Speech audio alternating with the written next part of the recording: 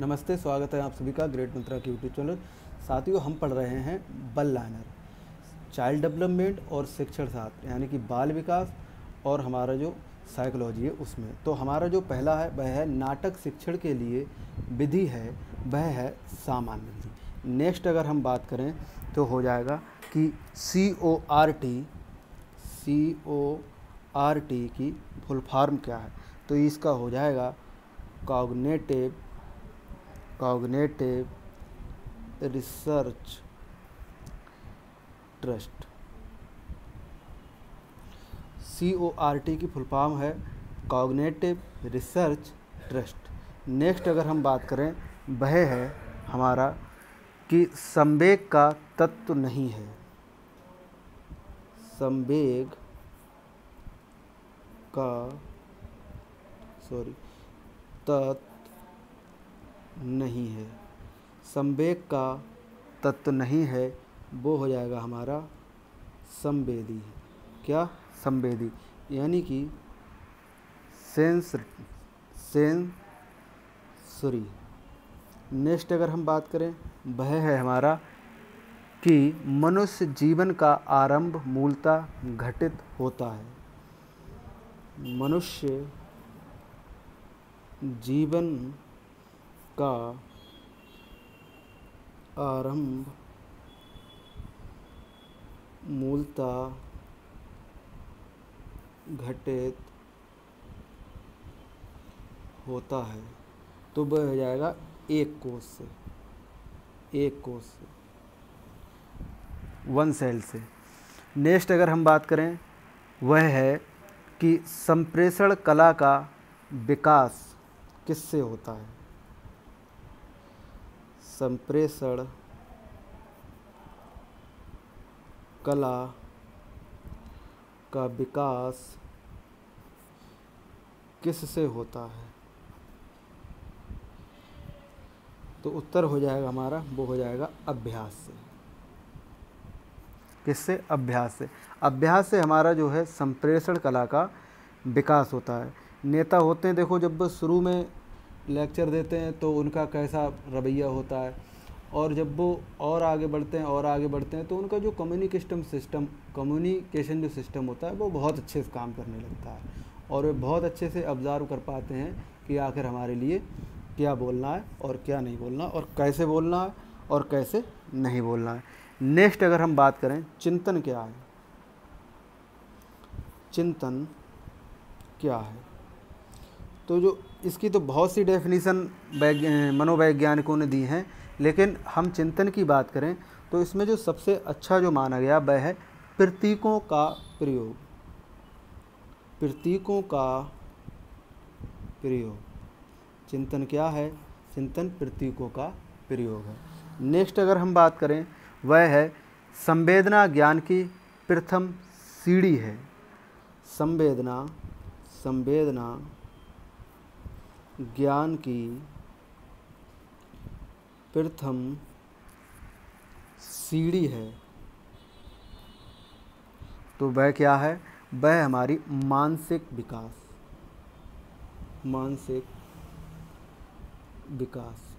ये चीज़ समझो ज़रा। ये कह रहा है संवेदना ज्ञान की जो प्रथम सीढ़ी है वह मानसिक विकास है। आपने देखा होगा जिन व्यक्तियों का, जिन मनुष्यों का या जिन बच्चों का जो मानसिक विकास है वो अच्छा से होता है तो वो संवेदना समझते हैं। संवेदना का मतलब यहाँ पे ये है कि वो दुख को भी समझते हैं, वो सुख को भी समझते हैं, वो ईर्ष्या को भी समझते हैं, और वो जो ईर्ष्या नहीं है उसे भी समझते हैं। तो यानी कि जो भौतिक घटनाएं हो रही हैं इन सब का वो अच्छे से जानते हैं, समझते हैं। इसी को हम संवेदना की प्रथम सीढ़ी कहते हैं। आपने देखा होगा जो जिनका मानसिक विकास नहीं है, जैसे जो मेंटल टाइप के लोग कहे जाते हैं, पागलपन जिसमें होता है, तो आपने देखा हो वो 40 टेम्परेचर है तब भी पता लगी ऊनी कपड़ा पहने घूम रहे हैं। या आपने देखा होगा कुछ लोगों का मानसिक संतुलन और अगर बिगड़ जाए या उसी कैटेगरी देखें तो वो सर्दियों में भी पता लगी नंगे घूम रहे हैं बिना वस्त्र के। तो ये क्या है? ये वही चीज़ है। नेक्स्ट अगर हम बात करें, नेक्स्ट ये कह रहा है कि परिवेश की वस्तु, परिवेश की वस्तु जिसे प्राणी प्राप्त करने का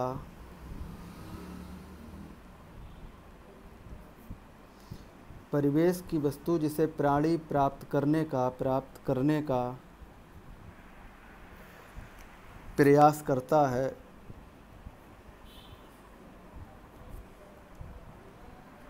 वह क्या कहलाता है? वह कहलाता है प्रेरक। प्रेरक यानी कि मोटिव।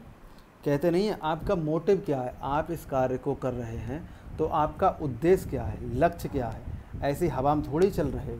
तो वही ये कह रहा है कि परिवेश की जो भी वस्तु हैं, परिवेश की वस्तु जिसे प्राणी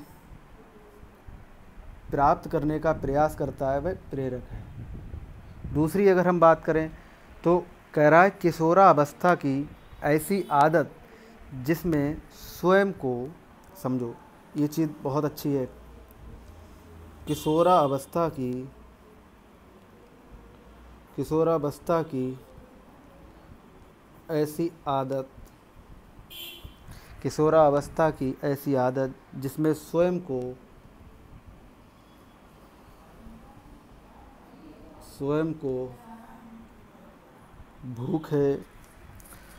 भूखे रखने की क्या हो, प्रवृत्ति हो तथा यह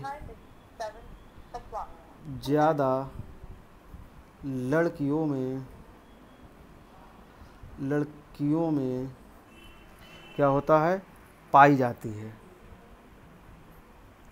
लड़कियों में पाई जाती किशोरावस्था की ऐसी आदत जिसमें स्वयं को भूखे रखने की प्रवृत्ति तथा यह ज़्यादा लड़कियों में पाई जाती है। तो इतने बड़े मैटर को हम एक लाइन में क्या कहेंगे?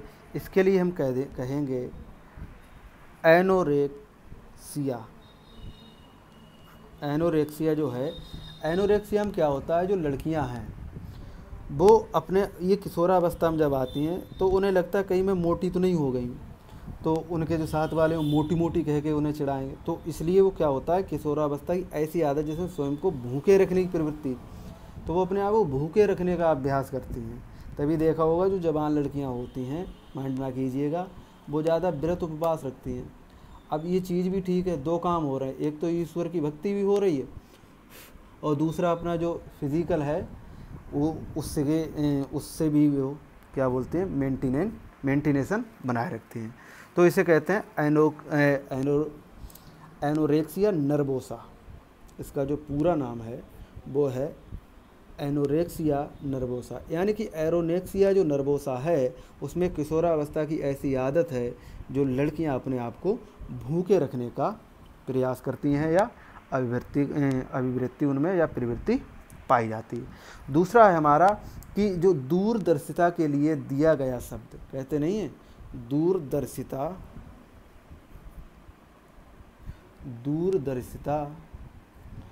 के लिए,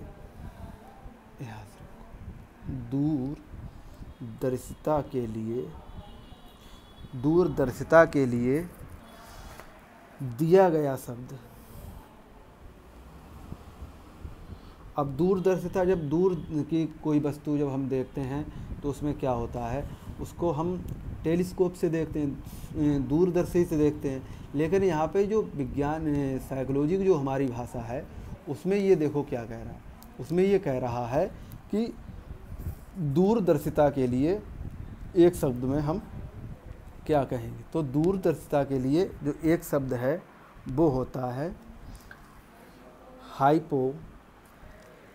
हाइप्रोपिया।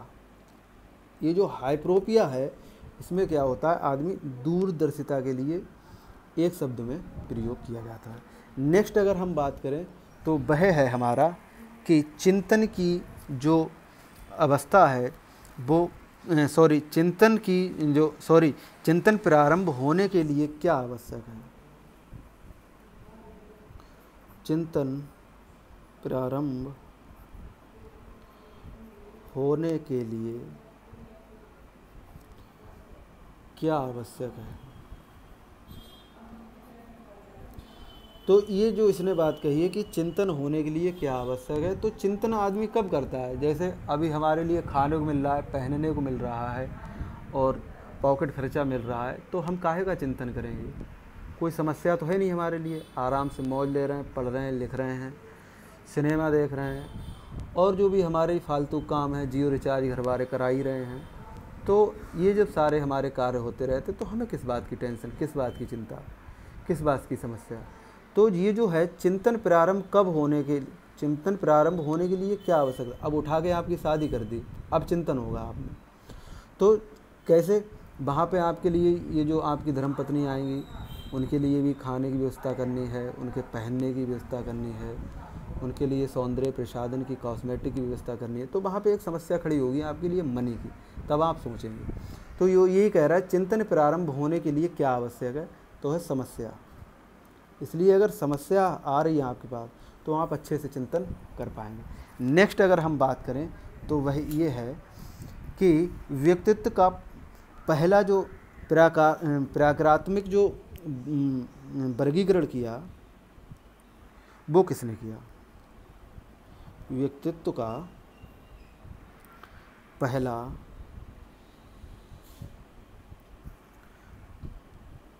प्रकारात्मक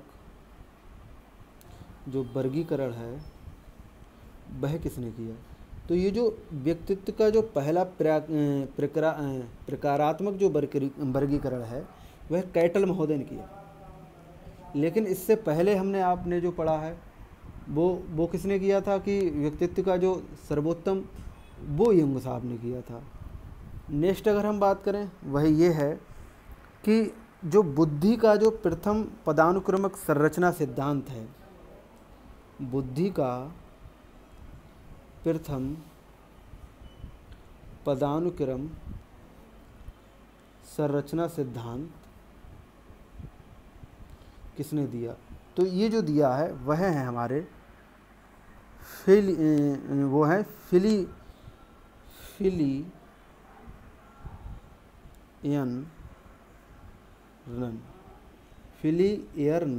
वो कौन है? फिलिवर्नन,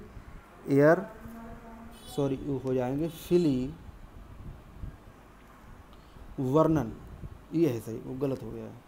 यानी कि बुद्धि का जो प्रथम पदानुक्रमिक जो सिद्धांत है वो किसने दिया? वो है हमारे फिलिवर्नन। नेक्स्ट अगर हम बात करें वो समझो क्या, नेक्स्ट ये कह रहा है कि बुद्धि का एकीकृत संरचना का जो सिद्धांत वो किसने दिया? बुद्धि का एकीकृत संरचना सिद्धांत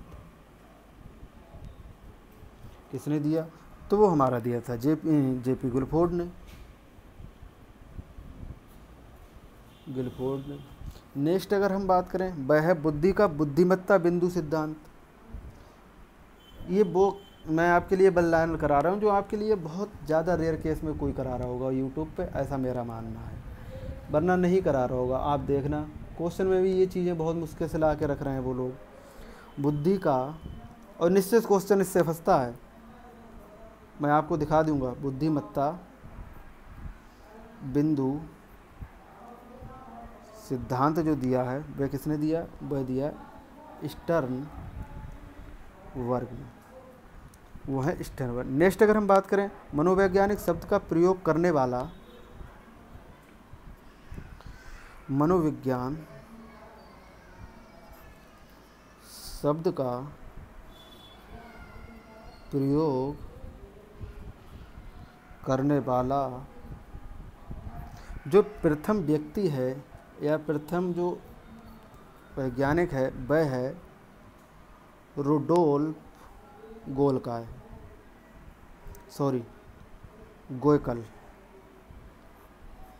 क्या है? रुडोल्फ गोयकल। ये जो व्यक्ति ऐसे हैं, इन्होंने मनोविज्ञान जो शब्द है इसका प्रयोग सबसे पहले किया था। नेक्स्ट अगर हम बात करें तो वो हमारा हो जाएगा कि जो प्राचीन काल में मनोविज्ञान का अर्थ क्या होता था। प्राचीन काल में मनोविज्ञान का अर्थ होता है वह है आत्मा का विज्ञान। आत्मा का विज्ञान, लेकिन जो आत्मा का विज्ञान कहा है वो किसने कहा है? वो अरस्तू ने कहा है। अरस्तू ने इस बात को कहा है कि जो प्राचीन काल में मनोविज्ञान का जो अर्थ है वह आत्मा का विज्ञान है। ये बात किसने कही है? ये बात कही है हमारे अरस्तू महोदय। नेक्स्ट अगर हम बात करें तो वह शिक्षा मनोविज्ञान पर प्रथम जो पुस्तक है वो किसने लिखी? शिक्षा मनोविज्ञान पर जो प्रथम पुस्तक है वह किसने लिखी? तो वह है शिक्षा मनोविज्ञान पर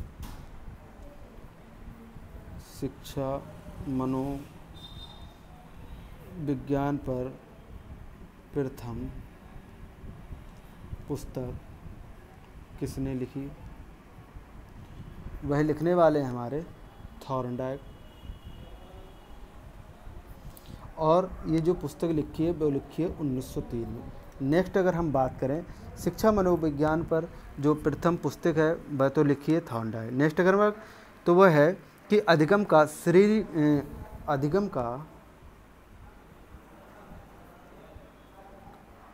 श्रेणी क्रम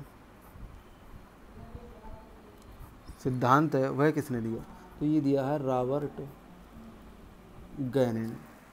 नेक्स्ट अगर हम बात करें कि शिक्षण उद्देश्यों को जो वर्गीकरण किया है वो किसने किया? शिक्षण उद्देश्यों को वर्गीकरण किया है वह हैं हमारे B.S. ब्लूम। तो साथियों ये हमारे कुछ वन लाइनर आज रहे, इससे आगे का नेक्स्ट डिस्कस करेंगे। तब तक के लिए जय हिंद, जय भारत।